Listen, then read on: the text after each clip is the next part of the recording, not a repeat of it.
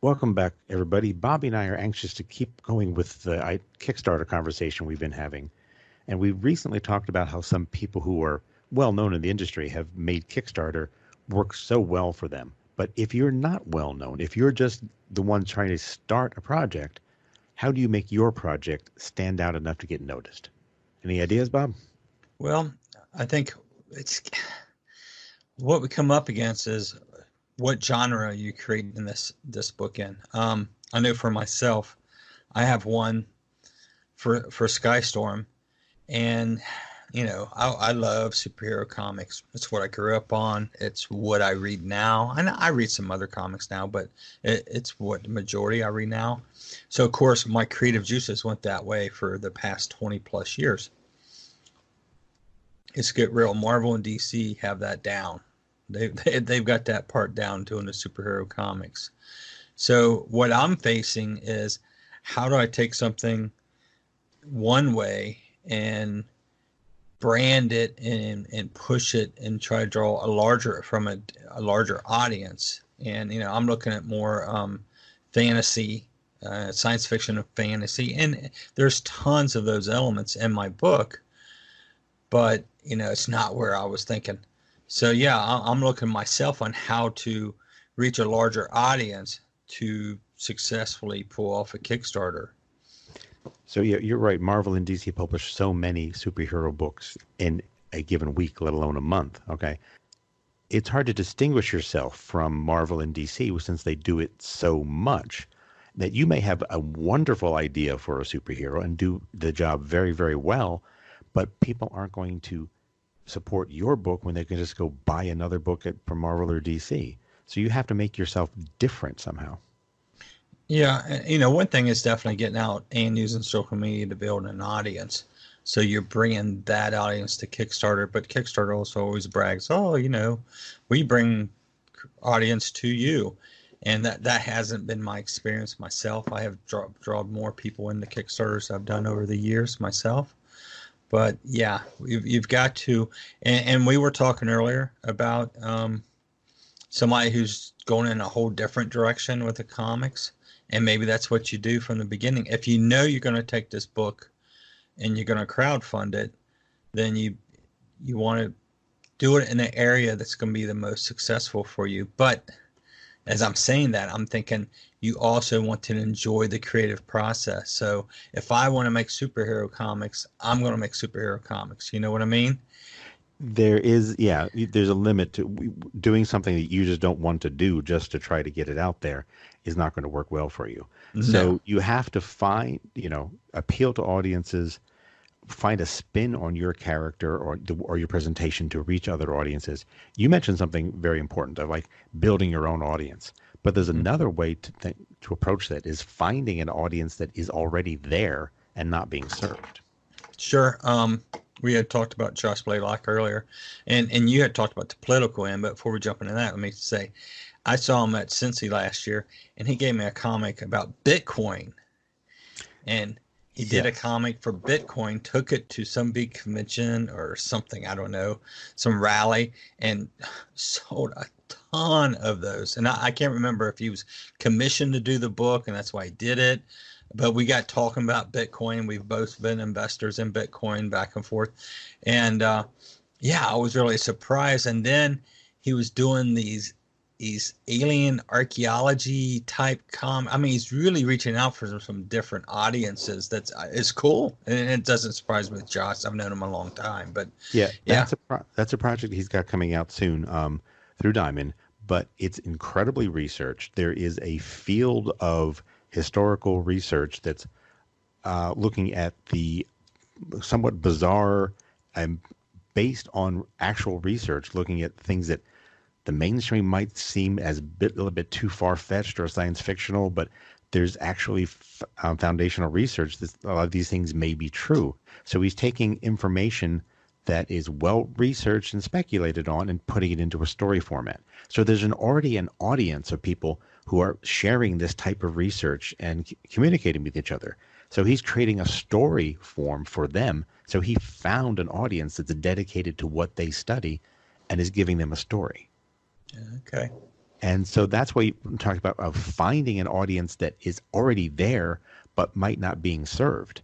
His political comics are, some people think that they're terrible. It depends on what side of the spectrum you're on. Okay.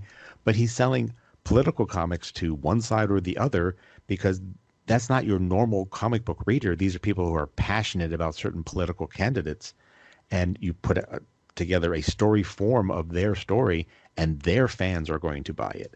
Oh So yeah. these are ways to to make money, but also to to foster your creative outlets. And but you're right, you can't, if you have no interest in doing a political comic book whatsoever, you're not going to do a good one. Right. Josh is very invested himself in the historical research that he's doing the story about. So that he's taking another passion of his and turning it into a story. But finding those unique and underserved markets is a challenge, but it can be done. Oh yeah. No doubt. And Josh is always out there diving into stuff like that. He always surprises me, some of the stuff he comes up with. But it's cool. It's very cool. And I just came across his Bitcoin comic the other day, cleaning out the studio here. So He's not afraid to take risks. They're not all going to work. But if you want that perfectly safe Kickstarter project that everyone's going to jump on, yeah, that's not going to happen. You have to take some risks. You're going to have to take risks. I don't think there's a certain safe way of doing a Kickstarter, and so it really comes down to get a project done, you got to have passion about it. So it's got to be something that you care about, and then you've got to work on getting that audience built around it to bring it to the crowdfunding platform, whether it's Kickstarter or Indiegogo. And then eventually you hope maybe you can take that audience, if it continues to grow, out to bookstores or comic shops. You just never know. But yeah, there's no safe way to get out there and doing it. But one of the things is, how do you make your Kickstarter unique, stand out? And one, like you said, is find another market and reach out to them. So I guess through social media, conventions, rallies, or whatever you can do. But I wonder how else you can make your project stand out and being unique. So about trying to find like existing fan bases and craft a story for that. Look at what else you're interested in besides comics. A really devoted fan base is Sherlock Holmes fans. Oh yeah. Sherlock Holmes is in public domain. At least the beginning stories. You can do a Sherlock Holmes comic book, but if you just put it out there without really contacting Sherlock Holmes fans, it won't do very well. But if you can mobilize that fan base to support your project, that's an example. And there are other examples like that out there of fan bases of a variety of different things. Okay. And you'd be surprised how rich that area can be, of like trying to get those people to buy your book, where the average person walking into a comic book would not be interested in it. Right. Or they would never find it. Exactly. Because they don't come in comic shops. And same thing starting to be with bookstores. So yeah, definitely. Yeah, I hadn't thought about that. And I wonder, I guess Tarzan's not in public domain, is it? ERB? No, I believe the very first novel is, but you could not put the name Tarzan on your book because that is trademarked and copyrighted. So yes, you do have to get into some legal weeds about these things. Yeah. Okay. Yeah. Even the Sherlock Holmes property, there's the Arthur Conan Doyle estate is claiming rights that they probably don't have. Okay. Yeah. So there are book publishers that are publishing new Sherlock Holmes books, but they have to state that they're not trying to establish trademark or copyright. Right. That's interesting. Yeah, so you can't jump in and say, I own Sherlock Holmes or I own Tarzan. And you could publish a Tarzan comic book, but not put Tarzan on it. I would stay away from Edgar Rice Burroughs people, because they are very organized and very litigious. They are. But there are other fandoms out there that have similar things. Okay. The proliferation of steampunk for a few years ago was a great example of finding a group of people that were passionate about something and creating comics and marketing to those people. Yep, I agree. And there still is some, steampunk and stuff like that going on. fantasy D&D always, the Dungeon and Dragon stuff you get with, because you That would pull in from the Game of Thrones area, you pull in from the Harry Potter fan base, that's you having a know. huge revival. Okay. Yes, it is. So yeah, I mean, there's a lot of ways to go out and make yourself stand out, but you still have to, and this is what, this is what we're doing over at ShoutFyre, is trying to teach you how to create your fan base, your markets, because you've got to have those to be successful with a Kickstarter or be successful with a crowdfunding, or even if you're just putting it on Amazon or something like that. You got people that's got to know about you and got to find you. And it always comes down to the quality of your work. You Hmm. can't throw this out there on Kickstarter if you're not really ready to produce a book that's going to be able to compete with what else is on the market. No, I agree.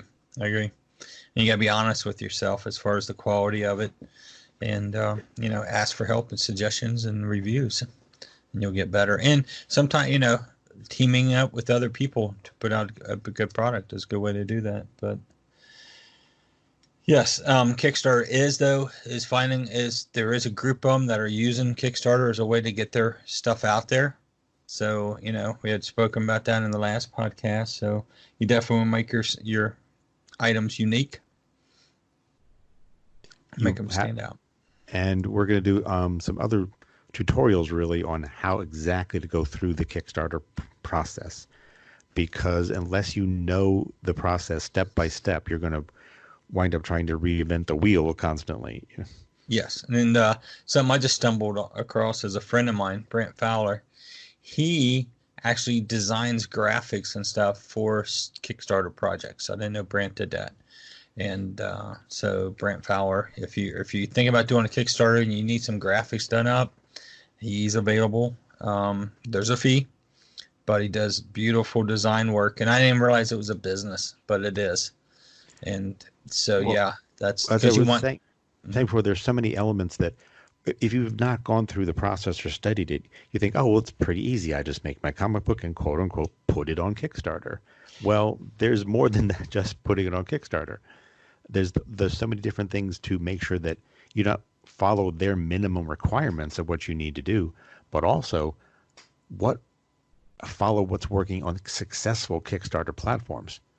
Also, one important thing, study some of the non-successful ones. Look at what they did and how they did it, and see if you can, as a consumer, say what were they lacking, what did they not get across about their project. And most of the time, I can tell you, it's not working in creating a fan base prior.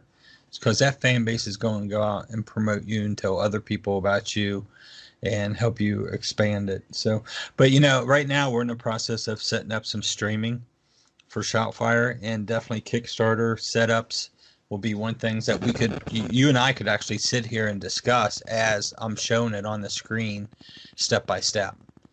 So that's something we do down the road, which would be fun. So I could bring in you on a call, and we can sit here and I can share the screen with you, and we can talk them through a Kickstarter setup. Oh, that'd be excellent, because you can learn it on your own, but the more you can tap into what other people's, how they've navigated the process, and you talk to several people who had one after another failed Kickstarter until they finally learned. It wasn't so much the improvement of what they were actually selling, but the improvement in how they learned the process and how to make the process work to their best advantage. Oh, yeah. Well, there's a lot of steps to it, like you said, and a lot of trial of errors. But, like one thing we said over ShoutFyre, we're going to try to do more step by step. I'm going to be doing a comic Kickstarter probably this summer with Paradox Wars. And I'll record every step from the graphics to you and I have talked about interviews to recordings to everything that I've learned doing successful ones, researching the ones that weren't successful. Biggest thing is outreach. With the successful Kickstarter, your first week, you're going to get most of your fans and your family who comes in and supports you. And then you're going to get more support probably from Kickstarter and other areas that last week. There's 2 weeks in between. If you run a 4-week campaign, is where you need to be putting out interviews, art previews, podcasting, reaching out to anybody and try to get interviews out live at that point in time. So there's a lot of scheduling. It's a lot of work. It's 4 weeks of like I call it having a baby, because you feel like in 4 weeks you go from here, we're having this, and here, if it's going to show up, it has to be successfully funded. So 4 weeks of like carrying this thing and just promote. Even if you're not getting any sales, those 2 middle weeks, you've got to get out there and promote, because they will help that last week. So there's a lot to it to be successful with it. But one of the major part is be unique and try to reach out to other areas, other Facebook groups, other social medias, and try to build a fan base for your art prior to the Kickstarter, definitely. And realize you may need a team to work on this. This is a lot of work to put on one person's shoulder, but you have to reach out to friends and family who, they're not writing and drawing the book with you, but you'll find there are people that will be willing to help you and do some of these time-consuming things that are necessary to make it successful. Yes, and a lot of things you want to try to do prior to your launch. You and I have spoken about, I want to do some roundtable interviews for the Camelot Forever Kickstarter. It's a book that we're going to be launching, and we want to do those in advance. We don't want to do those during the Kickstarter.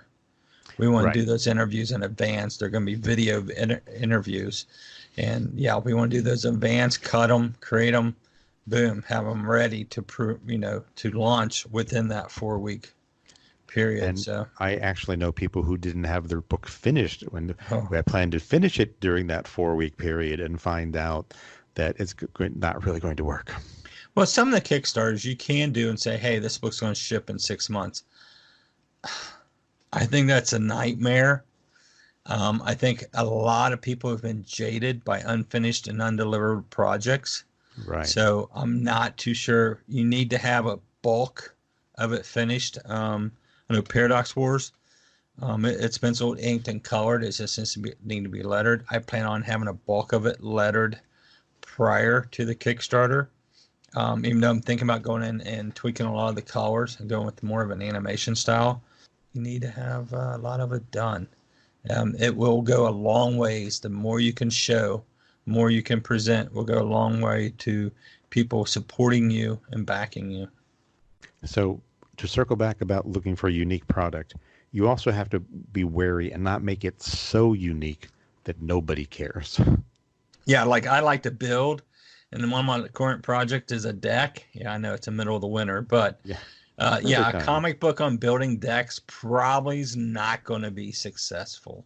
But a lot of people build decks. I mean, but they're not the ones that sit around and read comics. Well, they might sit around and read comics, but they probably don't want to sit around reading a comic about building a deck. Yeah, so that would be unique, okay? That would fit the criteria, but it also has to be entertaining, and it also has to be something that you are entertained with and you can remain focused on for that creative project, okay? Yes. So uniqueness is important, but not to the point of you turning out a bad product that's not going to sell anyway. Right.